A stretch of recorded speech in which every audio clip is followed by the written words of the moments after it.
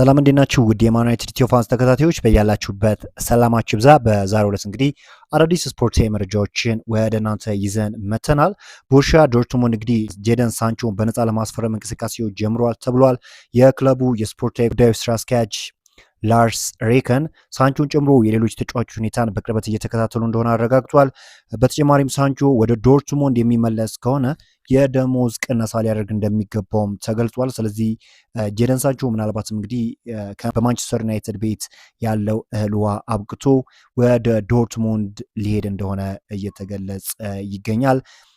ሌሎች መረጃዎችንም ወደ እናንተ ላጋራችሁ። እንግዲህ ሪዮ ፈርዲናንድ በውሰት ለባርሴሎና እየተጫወተ የሚገኘው ማርከስ ራሽፎርድ በ26 ሚሊዮን ፓውንድ ወደ ባርሴሎና ሊዘዋወር ይችላል መባሉ ፍጹም ዘረፋ ሲል ገልጾታል። ባርሴሎና እየተወራ ባለው 26 ሚሊዮን ፓውንድ ካገኙትና በጥሩ ብቃት የምናውቀው ራሽፎርድ አቋምን ይዞ መቆየት ከቻለ ይህ ዘረፋ ነው፣ በነፃ እንደማግኘት ይቆጠራል ሲል ተናግሯል። ፈርዲናንድ ሲቀጥል ለእሱ መልካም እድል እመኛለሁ፣ እንዲሳካለትም እፈልጋለሁ፣ ምክንያቱም ራሽፎርድ ገና ከወጣትነቱ ጀምሮ ለክለባችን ሲጫወት አይቼዋለሁ ሲል ነው እንግዲህ ፈርዲናንድ የተናገረው። እንደሚታወቀው እንግዲህ ማርከስ ራሽፎርድ ጥሩ የሚባል እንቅስቃሴን በማንቸስተር ዩናይትድ ቤት ያሳየ ብዙዎች እንዲሁም ተስፋ ጥለውበት ነበር። ነገር ግን የተጠበቀውን ያህል በማንቸስተር ዩናይትድ ቤት መንቀሳቀስ ያልቻለ ተጫዋች፣ በተለይም ከኮንሲስተንሲ ጋር በተያዘ ጥያቄ የሚነሳበት ተጫዋች እንደሆነ የሚታወቅ ጉዳይ ነው። ማይክል ካሪክም እንግዲህ አስተያየቱን ሰጥቷል። በተለይም ስለ ካሪንግተን ለኛ ሁልጊዜም አስደናቂ ቦታ ነው፣ ነገር ግን እንዲህ በጋራ ወደ ሌላ ቦታ መምጣታችን ለሁላችንም አዲስ ስሜት ይፈጥርብናል። አብሮ በመመገብና የተለያዩ ተግባራትን መከወን በተጫዋቾችና በቴክኒክ ሰራተኞች መካከል ያለውን ትስስር ይበልጥ ለማጠናከር ይረዳናል። ከዚህ በኋላ ያለው ትልቅ ስራ ወደ ልምምድ ተመልሶ በጠንካራ ሁኔታ መስራት፣ ራስን ማሻሻል እንዲሁም ከፊት ለሚጠብቁን ጨዋታዎች በሚገባ መዘጋጀት ነው ሲል ካሪክ ተናግሯል። አሁን ላይ ሁሉም ተጫዋቾች በጥሩ ጤንነት ላይ ይገኛሉ። ይህም በጣም ደስ የሚል ነገር ነው፣ ምክንያቱም ምን ሊፈጠር እንደሚችል አይታወቅም። ተጫዋቾች ላይ ብሔራዊ ቡድን ጨዋታ ይሄዳሉ። አንዳንዶቹ ሁለት ጨዋታዎችን ሊያደርጉ ይችላሉ፣ ሌሎች ደግሞ ብዙ ደቂቃዎችን ሊያገኙ ይችላሉ። ዋናው ፍላጎታችን ሁሉም በጤና እንዲመለስ ነው። እንደ ድል ሆኖ እስካሁን ድረስ ሁሉም ተጫዋቾች በጥሩ አቋም ላይ ይገኛሉ ሲል ነው ማይክል ካሪክ የተናገረው። ማይክል ካሪክ በተለይ ማጉዌር ስለፈረመው አዲስ ኮንትራት እንዲህ ሲል ተናግሯል። ወደ ክለቡ ከተመለሰበት ጊዜ ጀምሮ ሃሪ እጅግ አስፈላጊ ተጫዋች ሆኖ ቆይቷል። አብረን በነበርንባቸው ጊዜያትም ለረጅም ጊዜ እዚህ ቡድን ላይ ትልቅ ሚና ነበረው። የእሱ ልምድ ለእኔና ለአሰልጣኞቹ ብቻ ሳይሆን ለቡድኑ እጅግ ጠቃሚ ነው ሲል ተናግሯል። ለዩናይትድ መጫወት ምን ማለት እንደሆነ፣ ምን ማሳካት እንደሚፈልግ እና እንዲሁም በክለባችን ውስጥ የሚገጥሙንን ስኬቶችና ፈተናዎችን እንዴት መቋቋም እንደሚቻል በሚገባ ይረዳል ሲል ስለ ሃሪ ማጉዌር ተናግሯል። ሃሪ ማጉዌር እንግዲህ አዲስ ኮንትራት በማንቸስተር ዩናይትድ ቤት የሚያቆየውን አዲስ ኮንትራት መፈረሙ ይታወቃልና የተጫዋች እንግዲህ በማንቸስተር ዩናይትድ ቤትም የተለመደው ነገር ያስመለክተናል ተብሎ ይጠበቃል። በጣም የተለየ ብቃት እያስመለከተ ይገኛል። ይህንን መሻሻሉን ደግሞ ያስቀጥላል ተብሎም ይጠበቃል። ዩናይትዶች ባለፈው የውድድር ዘመን የአውሮፓ ውድድሮች ላይ ባይሳተፉም እንኳን 300 ሚሊዮን ፓውንድ የሚጠጋ ገንዘብ ወጪ አድርጓል። አሁን ላይ ለሻምፒዮንስ ሊግ ለማለፍ ያለው እድል እየሰፋ መሆኑን ተከትሎ ለክረምት ከፍተኛ ገንዘብ ለዝውውር እንደሚመድብ ይጠበቃል። ስራ የሚበዛበት የዝውውር መስኮት እንደሚሆን ከወዲሁም የታቀደ ሲሆን ማንቸስተር ዩናይትድ በቀጣዩ የውድድር ዘመን ማንን በአሰልጣኝ ይዘዋል የሚለው የመጨረሻ ውሳኔ በቅርቡ ምናልባትም የውድድር ዘመኑ ከመጠናቀቁ በፊት እንደሚታወቅ ቶክ ስፖርት ዘግበዋል። ለማንቸስተር ዩናይትድ ከቀረቡት የመሃል ስፍራ ተጫዋቾች መካከል እንግዲህ አኔሎ ስቲለር ዩናይትድ በአሁኑ ወቅት ጨዋታዎችን ከኋላ መስርቶ ለመውጣትና ኳስን በብቃት ለማከፋፈል ቢውልድ ችግር ስላለበት ስቲለር እጅግ አስፈላጊ ተጫዋች ነው ተብሎ ይጠበቃል። 98.5 የፕሮግሬሲቭ ፓስ እና 97.9 ወደፊት የማቀበል ፎርዋርድ ፓስ ስታቲስቲኩ ቡድኑ ወደ ማጥቃቱ ቀጠና ለማሸጋገር ትልቅ አቅም እንደሚሰጠው ይጠበቃል። ጄምስ ጋርነር የተባለው ደግሞ ዩናይትድ መሃል ሜዳ ላይ ጠንካራ ተከላካይ አማካይ ዲፌንሲቭ ሚድፊልድ ስለሚያስፈልገው ጋርነር በ97.9 የዱኤል ድል እና በ99.4 ኳስን መልሶ የመቀማት ፓስውን ብቃቱ መከላከሉ ያጠናክረዋል። በተጨማሪም በፈጠራ ረገድ ኪፓስ ያለው ጥሩ ደረጃ ከስቲለር ጋር በመጣመር ሁለገብ የመሃል ሜዳ ጥምረት ለመፍጠር ያስችለዋል። አዳም ዋርተን ደግሞ ከፍተኛ የሆኑ ቅልፍ ፓሶችን ወይም 87.8 ኪፓስ እና ወደፊት የማለፍ 91.4% ፕሮግረስ ፓስ ስታቲክ አለው። ይህ ደግሞ በዝግጅት ላይ ያሉ ተከላካዮችን ሰብሮ ለመግባትና ለፊት መስመር ተጫዋቾች እድል ለመፍጠር ትልቅ አቅም እንደሚጨምር ይጠበቃል። በፕሪሚየር ሊጉ አምስተኛ ደረጃን ይዞ የሚያጠናቀቅ ቡድን ለቀጣዩ ውድድር ዘመን የአውሮፓ ሻምፒዮንስ ሊግ ተሳትፎ እንደሚያገኝ በይፋ ተረጋግጧል። በዚህ ምክንያት ማንቸስተር ዩናይትድ የቀጣይ ዓመት የአውሮፓ ሻምፒዮንስ ሊግ የመሳተፍ ዕድሉ ወደ 95% ከፍ እንዳለ ነው የተገለጸ የሚገኘው።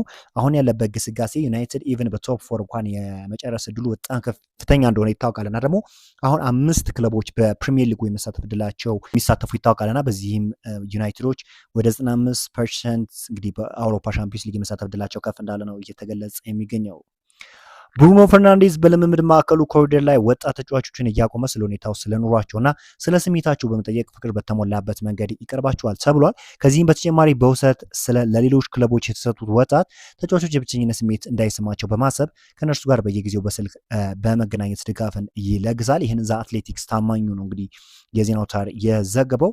በተለይም እንግዲህ ለወጣቶች እንደዚህ አይነት ድጋፍ ማድረጉ በተለይ አዳዲስ ተጫዋቾች ወደ ላይ ከፍ እንዲሉ ብቃታቸውን እንዲያጎለብቱ ከፍተኛ የሆነ ሚናን ይጫወታል ተብሎ ይጠበቃል። ሌላኛው የኢሊዮት አንደርሰን ሁኔታ በተመለከተ መረጃዎች አለ።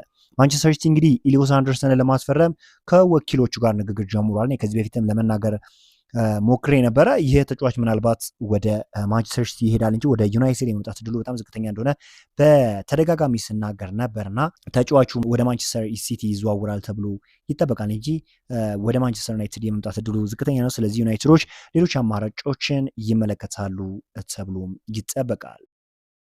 አማድ ዲያሎ ስለ ማይክል ካሪክ እንዲህ ሲል ተናግሯል። ስለሱ የወደፊት ቆይታ መወሰን የተጫዋቾች ድርሻ እንዳልሆነ ግልጽ ነው። ሆኖም እሱ በጣም ምርጥ አሰልጣኝ ነው። ለቡድኑም ብዙ ነገሮችን እያደረገ ይገኛል። እሱ ብዙ ልምድ አለው። ክለቡንም በደንብ ያውቃል።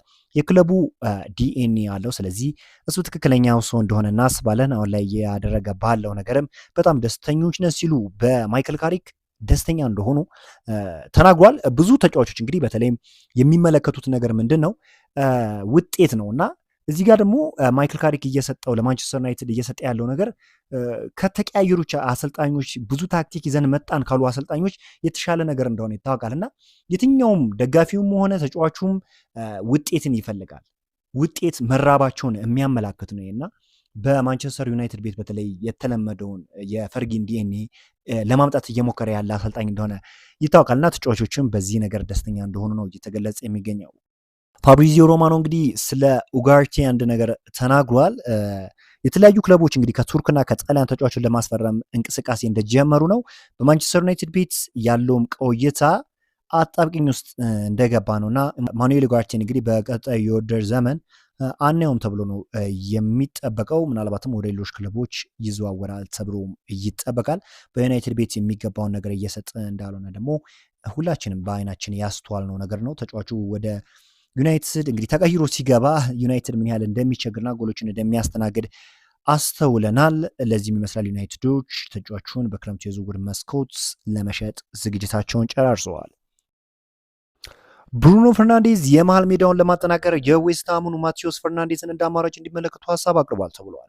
ማንቸስተር ዩናይትዶች ማቴዎስ ፈርናንዴዝን እንደ አዋጭ ዝውውር የሚመለከቱ ሲሆን ውድ ከሆኑት ቀዳሚ ኢላማቸው ይልቅ በተሻለ ዋጋ ሊገኝ እንደሚችልም ያምናሉ ተብሏል። ነገር ግን ዌስትሃም እኔ የትኛውም ክለብ ይቅርታ አድርጉልኝና ለማንቸስተር ዩናይትድ አንድን ተጫዋች ለመሸጥ ሲያስብ ዋጋውን ከፍ የሚያደርግበት ሁኔታ አለና ከሌሎች ክለቦች እኩል አይደለም ለዩናይትድ የዋጋ ተመን የሚያወጡት። ይህም ደግሞ የተያዘው እንግዲህ ከዚህ በፊት በነበረው የዝውውር ፖሊሲ እንደሆነ ይታወቃል። ዩናይትድ እንግዲህ በተለይም እንግዲህ እውቅና ያላቸውን ተጫዋቾች በከፍተኛ ወጪ ሲያመጣ ተመልክተናል እና ያንን ነገር ልምድ አድርገው ወይም ያንን ነገር በመመርኮዝ ይመስላል ይህን ነገር ለመድገም ዝግጁ የሚሆኑት ሌሎች ክለቦች ምንም እንኳን ሌሎች ክለቦች ዝቅተኛ የሆነ የዝውውር ሂሳብ ቢጠሩም ነገር ግን ለዩናይትድ አሁንም ከፍተኛ የዝውውር ሂሳብ ላለመጥራታቸው ምን ያህል እርግጥ ነው የሚለው ነገር ጥያቄ ውስጥ ሊገባ ይችላልና ዩናይትዶች የማቴዎስ ፈርናንዴዝ ሁኔታ ይመለከታሉ ተብሎ ይጠበቃል። በዛሬው ዕለት እንግዲህ ማንቸስተር ዩናይትድ የተመለከቱ ስፖርታዊ መረጃዎች ይህን ይመስላሉ። በአዳዲስ ስፖርታዊ መረጃዎች እስክንገናኝ መልካም ተመኘው።